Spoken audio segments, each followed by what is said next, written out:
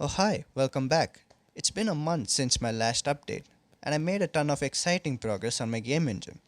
In this video, I'm going to walk you through everything that I built over the past month, from graphic upgrades to networking to multithreading. Let's dive in. Okay, let's start with rendering features. Here's the clip from the older version of Ghost. If you look closely, you see these jagged pixelated edges along the box and the sphere. This is called aliasing. Now, why does this happen? Well, it's because your screen is made up of tiny square pixels.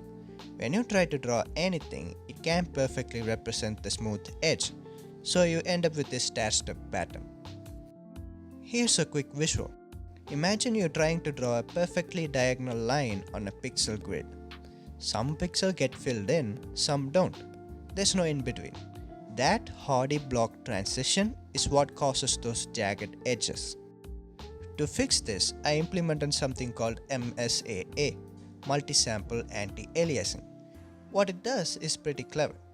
Instead of sampling a single color per pixel, MSAA takes multiple samples at different positions within each pixel and averages the result. So now instead of deciding is this pixel on or off, it checks a few points inside that pixel. If some of those samples hit the object's edges and some don't, it blends them, creating a smoother transition between the object and the background. And here's the result. With anti-aliasing enabled, the jagged edges are cleaned up and everything looks way smoother and more polished. It's a subtle change, but it makes a huge difference to the overall quality of the scene. After tackling the aliasing issue, I moved on to applying textures. And here's how the system works. I load the image file using KTX library, which handles parsing of KTX files.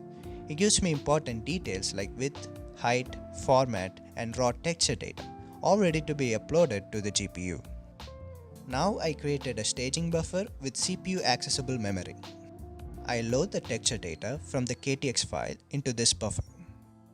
Then using a command buffer, I copy the staging buffer data with CPU accessible memory into a Vulkan image object with GPU accessible memory. Once the data is on the GPU, I created a VK image view object to describe how the texture should be accessed in the shader. Finally, I created a VK sampler object which controls how the texture gets sampled, like linear filtering and edge clamping.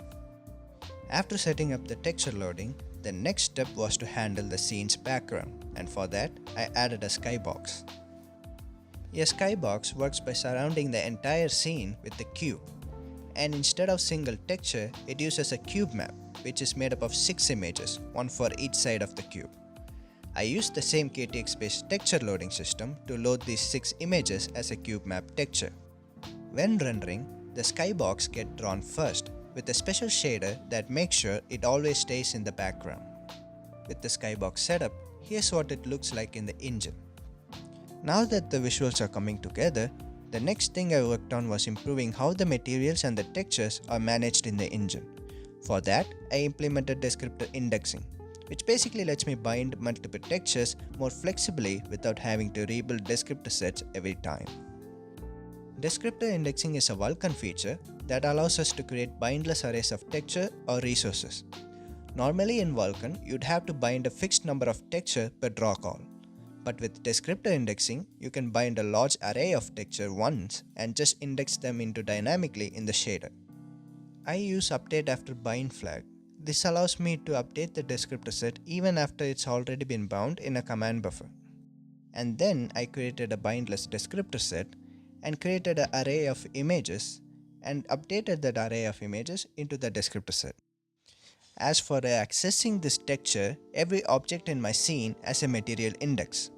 When rendering, the material index is passed into the shader as a push constant. So in a fragment shader, the material index is used to fetch the correct image view from the descriptor array. As you can see, how each object in the scene is using a different texture, but it's all handled through the material system driven by the material index. Alright, now that we have our descriptor indexing and material system working smoothly, it's time to feed it with actual 3D models. This is where the GLTF loading comes in. Instead of hard coding meshes and textures, I wanted a flexible way to load an entire scene, and GLTF is perfect for that. So next, let's take a look at how I integrated GLTF loading into the engine. To handle GLTF files, I used a library called TinyGLTF. It's lightweight, easy to integrate, and works great for parsing GLTF files in C++. The way it works is I start by traversing the scene graph. I go from scene to nodes, then from nodes to meshes, and then from meshes to primitives. Inside each primitive is where the actual vertex data lives. I access this data through GLTF buffers using accessors and buffer views. This lets me read the raw vertex position and other attributes like normals or texture coordinates. Once I have the vertex position, I push them into my vertex buffer, ready to be used by my Vulkan pipeline. At this stage, I'm not worrying about textures or animations. Just getting the model geometry loaded and displayed correctly was the goal. And here's the result. You can see the GLTF model loaded into the scene and rendered with a material system. Alright, so with GLTF model successfully loaded and rendered, the next thing I want to tackle was performance, and naturally that leads us to multithreading. So one of the biggest bottlenecks when working with real-time rendering is actually reading data from the disk. It's one of the slowest operations in the whole process, especially when you're dealing with big models, textures, or scenes. To fix this, I integrated multithreading into my engine using a library called EnkiTS. It makes it easy to schedule work across multiple CPU cores. EnkiTS has this feature called pin task, which lets you lock a task to a specific thread. I used this to assign the last CPU thread just for reading data from the disk, so it won't interrupt the main rendering and simulation work. Once the data is loaded into CPU memory, I use dedicated Vulkan transfer queues along with the dedicated command buffer on that thread to transfer the data over the GPU. This avoids stalling the main graphics queue and keep things nice and parallel. For now, I set this up specifically for textures. So textures are loaded asynchronously in parallel, which means my engine stays responsive while assets are still being streamed in. Right now there isn't a huge performance boost since our scene is pretty simple, just a few objects and 3 textures. But what matters is that we laid a foundation for a proper multithreading system. As the engine grows and as our scene gets bigger and more complex, the asynchronous system will scale with it, and that's when it really starts to make difference.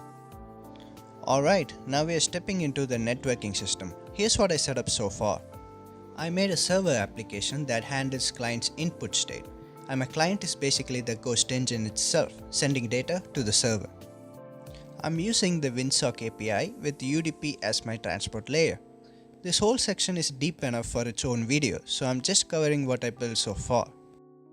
Since UDP is connectionless, I built a custom connection system. A connection happens when a packet with a valid app protocol ID arrives. If a client goes silent for a while, the server stops sending messages to that particular client. That's how disconnection works. Next, I move the physics system out of my engine and onto the server. This way, the server controls the final outcome, preventing clients from cheating, which is exactly what the client-server model is for. And here's how the data flows. The client sends the packet with position, velocity, acceleration, and input data. The server checks the protocol ID, accepts the packet, runs physics calculation, and sends back the updated position, velocity, and acceleration. The client then uses that to update its own state on the screen. And that's where I'm at with the networking. There's still bunch left to do in this engine, like moving to GPU-driven rendering, adding compute shaders, building co-op networking, and improving the physics system, especially collision detection. It's going to be fun. Until then, catch you in the next video.